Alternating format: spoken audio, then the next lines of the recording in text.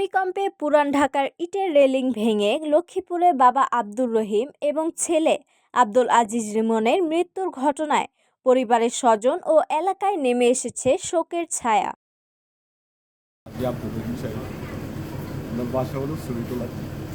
আমার ভাই ব্যবসা করতে সদরঘাট। আমার ভাই গতকালকে সকাল 10:15 সময় বাসা থেকে বের হয়। ভূমিকম্প হয় 10:36 কি 37। তখন আমার ভাই এবং আমার বাতিদের দুইজন স্পট ডেটে মারা যায়।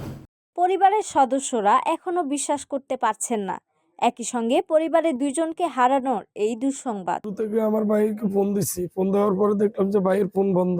পরে সাথে সাথে আম্মাকে ফোন দিলাম, ফোন দেওয়ার সাথে সাথে মা বললো যে ভাইয়া বাজারে গেছে। যে জুমার নামাজ পড়ে এলাম, দেখলাম যে ভাই নাই।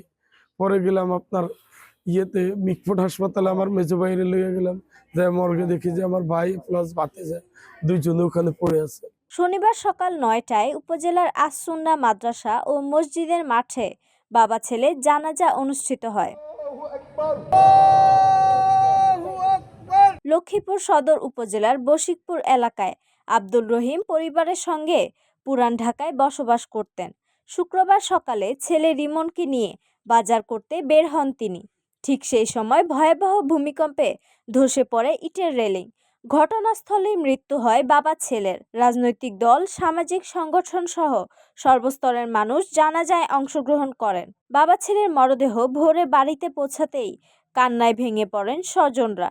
পরে পারিবারিক কবরস্থানে তাদের লাশ দাফন করা হয়।